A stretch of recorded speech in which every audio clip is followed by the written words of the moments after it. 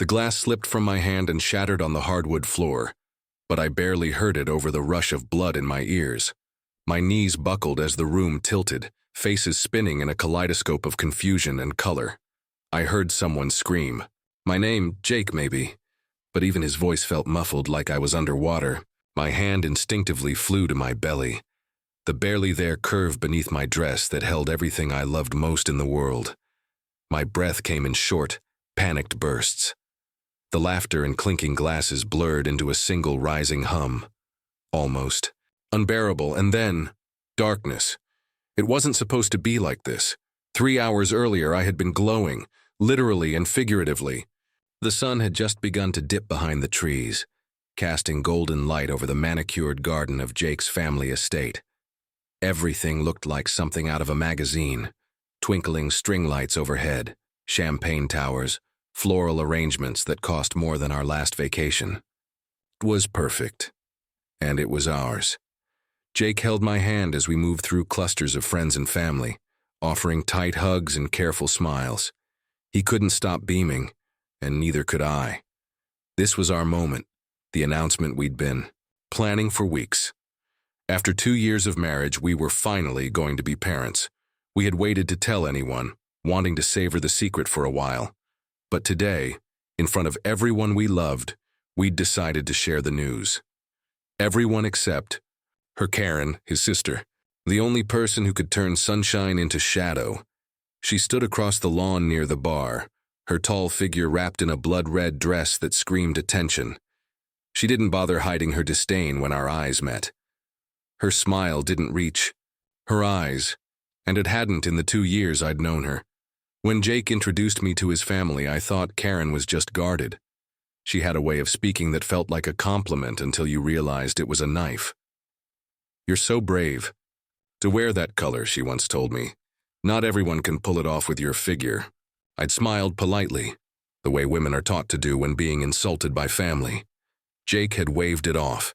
"That's just Karen. She's direct. But direct doesn't try to get your maid of honor dress a size too small on purpose. Direct doesn't accidentally forget to invite you to her birthday dinner." Karen wasn't direct. She was venom with a socialite smile, and tonight, she had outdone herself. Right after Jake made the announcement, his voice shaking with joy as he said, "We're having a baby," the crowd erupted. His mom shrieked and pulled me into a tearful hug. Friends cheered. Even his normally reserved father clapped me on the back with something that resembled approval. Karen's reaction, a smirk, then a slow clap that felt less celebratory and more like mockery. She leaned in and whispered to me, "Wow, you didn't waste any time, huh? Let's hope you're ready for the attention you're going to lose." I stared at her, blinking. Did she really just say that? Before I could reply, she drifted off toward the bar, her laugh trailing behind her like a bad perfume. I tried to shake it off. I had learned not to let her get under my skin. She hated not being the center of attention, and tonight wasn't about her. Still, I watched from the corner of my eye as she whispered to the bartender and then returned. 2 drinks in hand. Her stilettos clicked ominously across the stone patio as she approached. "For the mama-to-be," she said, offering me a tall glass with a pink hue and a sugared rim. Non-alcoholic, of course. I told them to make it special. My first instinct was hesitation. But Jake stood beside me, laughing with his cousins, and I didn't want to make a scene. Karen raised her glass and clinked it gently against mine. "Here's to new beginnings," she said with a smile that made my stomach twist. I took a small sip. It tasted sweet, with a sharp tang I couldn't quite place. I smiled tightly and turned to speak to one of Jake's aunts trying to move on. But 10 minutes later, my head started to pound. The garden lights blurred into stars, my breath caught in my chest, and everything began to spin. The last thing I saw before everything went black was Karen's face across the patio. She was smiling. When I woke up, it wasn't to flowers or congratulatory hugs. It was fluorescent lights and the steady beep of a heart monitor. Jake sat slouched in a chair next to me, eyes red, hands clenched around mine like he was afraid I might slip away again. "Emily," he whispered, voice cracking. "Thank God." I Blinked, trying to sit up, but a nurse appeared, gently guiding me back down. "Take it easy. You fainted at the party. We had to bring you in by ambulance." "The baby?" I rasped, my throat dry. A brief silence. Then the doctor stepped forward and said, "You and the baby are both stable now. It was a close call, but you're lucky someone got you here so fast." I looked at Jake. His eyes wouldn't meet mine. "They found something in your system," the doctor continued. "We're running a tox screen. It looks like you were poisoned." My blood ran cold. For a second, I thought I'd misheard. Poisoned? How? Why? And then, in a flash, I remembered the drink, the color, the sugar rim, Karen's smile, everything. Inside me went still. I closed my eyes as a tear slid down my cheek. Not from fear, but from rage. She tried to hurt me. She tried to hurt my child. She picked the wrong woman to mess with. The sterile air of the hospital room clung to my skin, thick with the scent of disinfectant and fear. I couldn't stop replaying the doctor's words, poisoned, as if hearing them enough times might make them make sense. Jake hadn't left my side since I woke up, but I could tell he was unraveling. His usually calm eyes were stormy, darting between me and the door like he needed to escape, like he didn't want to believe what we both knew. The toxicology report wasn't back yet, but the early tests had picked up traces of an unfamiliar compound, something not typically found in food or drink. The doctor said it wasn't lethal in small doses, but it was powerful enough to cause fainting, dizziness, and complications during pregnancy if left untreated. My stomach clenched as I thought about the baby. The idea that someone would knowingly put my child at risk lit something inside me, hot, sharp, and furious. Jake paced the room while I sat still, gripping the sheet with white-knuckled hands. "I just don't see how this could have happened," he muttered, mostly to himself. "You didn't eat anything weird, right?" I stared at him. "I didn't eat anything, Jake. I drank something." I let the silence stretch. "The drink Karen gave me." He froze. I didn't have to say more, we both knew. I could see it flicker across his face. Recognition, disbelief, and that stubborn flicker of denial. He shook his head slowly. "Karen wouldn't. I mean, she's a pain, sure, but she wouldn't hurt you. Not like that." I narrowed my eyes. "She hates me. She's always hated me, and she gave me that drink herself, Jake. She insisted I take it. Smiled while she watched me sip it." He ran a hand through his hair, eyes wild. No, you don't understand. Karen, she's dramatic, she's manipulative, yeah, but she's not a criminal. You're talking about attempted murder." I didn't flinch. "No, I'm talking about protecting our child. And I'm telling you, she did this." The words landed hard. Jake looked away, and the silence between us grew louder. I knew he wanted to believe it wasn't true. Karen was his sister. Blood. And until now, he'd been willing to excuse her behavior with a tired shrug and a muttered, "She'll come around." But this wasn't a snide remark at a dinner party or a snub over holiday invitations. This was an attack. I lay back, eyes fixed on the ceiling, as anger began to congeal into something colder, clearer. If Jake couldn't confront her, I would. 2 days later, I was discharged with a warning to rest and stay hydrated. The toxicology report came through that evening. It confirmed the presence of a mild, fast-acting sedative not available over the counter. The doctor said it was likely slipped into a beverage. Jake held the report like it might burn him. I didn't speak. I let him read every word. We drove in silence to his parents' house. I didn't tell him my full plan yet, just that I wanted to talk to Karen face to face. He didn't protest, which surprised me. Maybe something inside him had shifted too. Karen greeted us at the door with a confused smile. "Wow, you two look serious. What, did the baby turn out to be twins or something?" Jake didn't say a word. I stepped forward, locking eyes with her. "I ended up in the hospital," I said. "From the drink you gave me." Her brows lifted in mock surprise. "Oh no, that's terrible. You sure it wasn't morning sickness? You pregnant types are so fragile." "You're not funny, Karen," she shrugged, turning to walk toward the kitchen. It was just a fruity spritzer. I told them to make it alcohol-free. I was trying to be nice. You're welcome, by the way. Jake finally spoke. Karen, the doctors found drugs in her system, stuff that isn't in spritzers. Karen stopped in her tracks. I watched her shoulders stiffen just for a second. Then she turned slowly, her voice sweet and venomous. You're accusing me of drugging your wife? Don't play dumb, I said. You handed me the drink.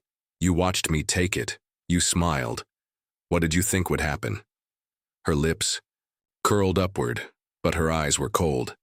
I think you've been looking for a reason to turn this family against me since day one. Maybe you just couldn't handle being the center of attention for once. Jake looked at her like she'd grown horns. Karen, are you serious right now? She rolled her eyes. Oh, come on, she fainted. Big deal. You two act like I stabbed her. I stepped forward. You could have killed my baby. Something flickered behind her eyes then. Regret? No, annoyance, not remorse, just irritation that her plan hadn't worked the way she wanted. She didn't deny it. She didn't admit it either. She just gave me a long, appraising look.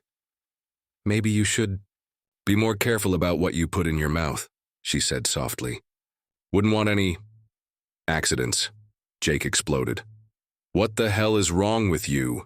She blinked at him, almost bored. Wow. Picking your little wife over your own sister. That didn't take long. We left before things got worse, but the damage had already been done. Jake was shaking by the time we reached the car. I didn't want to believe it, he said. But she didn't even try to deny it. I turned to him. Jake, she's not going to stop. She sees me as competition for your love, for your parents' attention, for everything she thinks she's entitled to. And now I'm having your child. That makes me permanent. She wants me gone. He gripped the steering wheel. So what do we do? I stared out the window as the night swallowed the road ahead. We get proof. Real, undeniable, public proof. I'm not just going to protect myself and this baby, Jake. I'm going to make sure she never does this to anyone else. Jake didn't argue. He just nodded. Karen had underestimated me. She thought I'd fade into the background, scared, silenced, grateful just to have survived.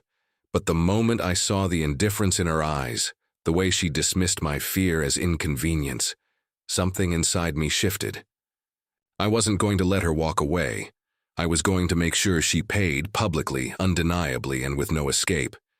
Jake and I started that same night. We didn't sleep. He pored over text messages, emails, anything that could place Karen near the bar or speaking with the staff. I focused on the guest list, cross-referencing names with any photo or video that had surfaced from the party. Thank God for social media. Within hours, I found a 30-second Instagram reel. Someone had captured Karen laughing near the bar, turning toward the camera just as she whispered something to the bartender, her manicured finger pointing toward me. I paused it, zoomed in. Her expression said it all, gleeful malice thinly veiled by charm. Jake leaned over my shoulder. That's the guy, Nick. He works for Dad's events company. He's bartended all our family parties. It was a start. The next day, Jake called. Nick under the pretense of needing help with a corporate event. Nick showed up to our apartment in a branded polo shirt and a hesitant smile. I watched him closely as he spoke, reading every twitch and hesitation. Finally, I slid the toxicology report across the table. You served me a drink with this in it, I said. Don't lie, Nick. You're not the target here. But if you lie, you become one. He swallowed hard. I didn't know what it was, he stammered. She said it was a special mix, some kind of herbal concentrate. She told me to make it look fancy and not say anything. Jake's jaw clenched. Did she say who it was for? Nick nodded slowly. She pointed at your wife. There it was, clear intent. I could have cried from relief, but I didn't. I was saving every ounce of emotion for the finale. Would you be willing to repeat that on camera? I asked. He hesitated. I can't lose my job. You could lose more if you stay silent, I said quietly. And if she did this to me, what's stopping her from doing it to someone else? Nick looked down at his hands. After a long Pause. He nodded. We recorded the video in one take. Jake held the phone while I asked the questions. Nick explained in detail how Karen had approached him, how she insisted on mixing a non-alcoholic drink herself, how she told him to give it to me without letting me know it was special. He even recalled her exact words. Just a little. Something to take the edge off. She needs to learn when to sit down. When it was done, I stared at the video on my phone and felt something unfamiliar. Power. But it wasn't enough. We needed one final piece. Confrontation. Not in private. Not behind closed doors. This time, Karen would be exposed for everyone to see. We decided to host a small dinner. Just close family, a makeup meal after the dramatic party. Jake's parents were thrilled at the idea, especially since they were still under the impression that I'd just fainted from exhaustion. We told them we wanted to smooth things over. Karen accepted the invitation almost too eagerly. Probably thought it was a peace offering. A surrender. She had no idea she was walking into her reckoning. The night of the dinner, I wore white, not a dress. Pants and a silk blouse. Clean. Controlled. Karen showed up in sequins, loud as ever, kissing cheeks and faking sweetness. Jake played along. His smile didn't reach his eyes, but he held the act beautifully. We waited until dessert. When the wine had flowed, when everyone was relaxed, then Jake stood up. "We've got something to share," he said. "But not about the baby this time." Karen raised a brow. "Another announcement? You two really can't get enough attention, huh?" "No," I said. "This one's about you." I pulled out my phone and tapped play. The room fell silent. Nick's voice filled the space, trembling, but clear. Every detail, every word, every lie Karen had told. She went pale, then red, then furious. "That's a lie," she snapped, standing so quickly her chair screeched backward. "He's lying. This is ridiculous." Jake's father stared at her, speechless. His mother gasped, hand over her mouth. Karen's eyes darted between them. "You're seriously buying this? It's a setup." Jake spoke quietly. "The toxicology report backs it up. The footage from the party places you at the bar, and Nick, he's already spoken to the police." She froze. "We gave them everything yesterday," I added. "They said they'll be in touch." Karen laughed. A desperate, brittle sound. "You called the cops on your own sister?" Jake looked her dead in the eye. "You drugged my wife. You risked the life of our child. You're lucky all I did was call the police." She turned to her parents for support, but found only silence. The moment hung in the air, heavy and irreversible. Then she did exactly what I knew she would. She ran out the door, down the steps, into the night like a villain in the final act of a play. But the curtain hadn't dropped yet. Not by a long shot. The fallout was immediate. By morning, the video had spread through the family like wildfire. Jake's younger cousin had secretly recorded part of the dinner confrontation and uploaded it to a private group chat, but someone leaked it. From there, it hit social media. A 2-minute edit of Nick's confession spliced with Karen's outraged denial went viral overnight under the hashtag "Your Spritzer Sister." It was cruel. It was chaotic. And it was exactly what she deserved. Karen tried.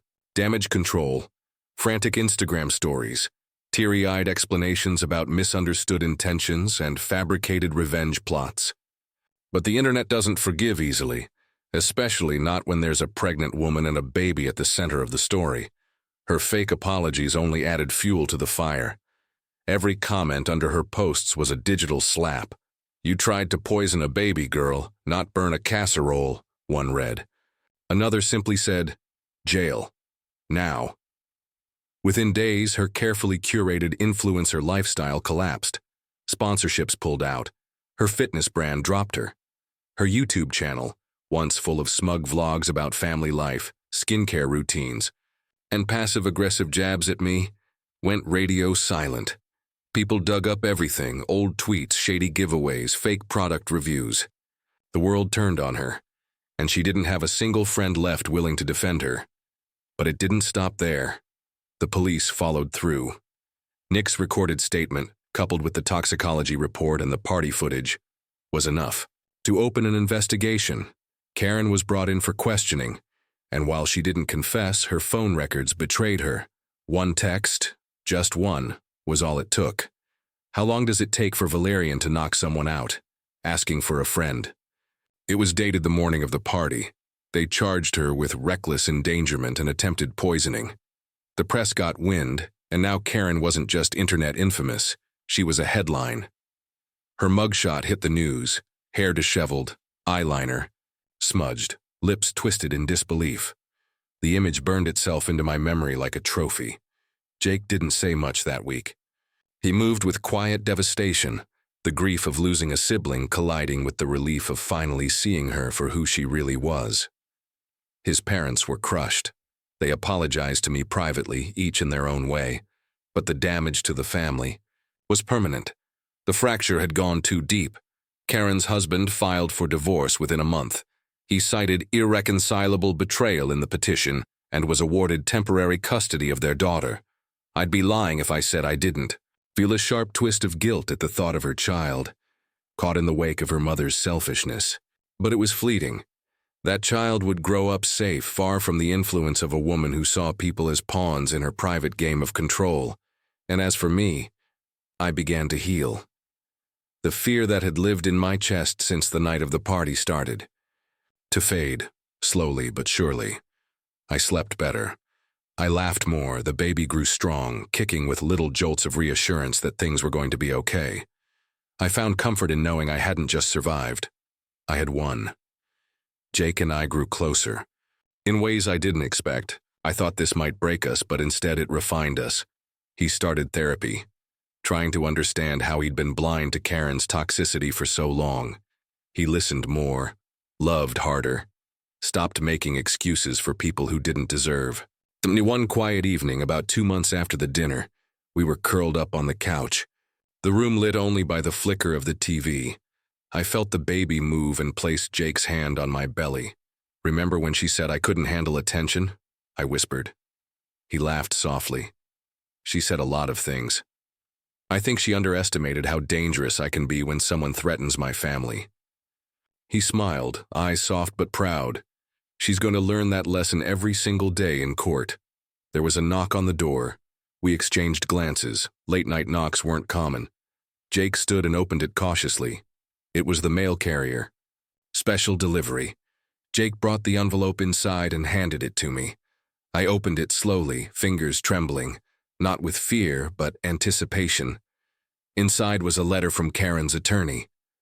She had officially pled guilty to a lesser charge, tampering with food or drink, after her lawyer advised her that going to trial would only end worse. She would serve time. Not much, but enough. And she was court-ordered to attend psychiatric evaluation and never be within 500 feet of me or my child again. I read it twice. Then I smiled. I stood up, walked to the kitchen, and pinned the letter to the fridge, a trophy framed in magnets. Jake tilted his head. You're keeping it there? Absolutely, it's a reminder. Of what? I turned to him, my smile sharp. That karma's real, and sometimes she gets a little help. The story didn't end in some grand, explosive final act. There were no fireworks or victory parades, just the quiet, satisfying hum of justice served and life moving forward. Karen lost everything trying to destroy me, and I gained everything. A family, peace, and the beautiful, unshakable knowledge that when someone tries to poison you out of jealousy, they often end up drinking their own venom.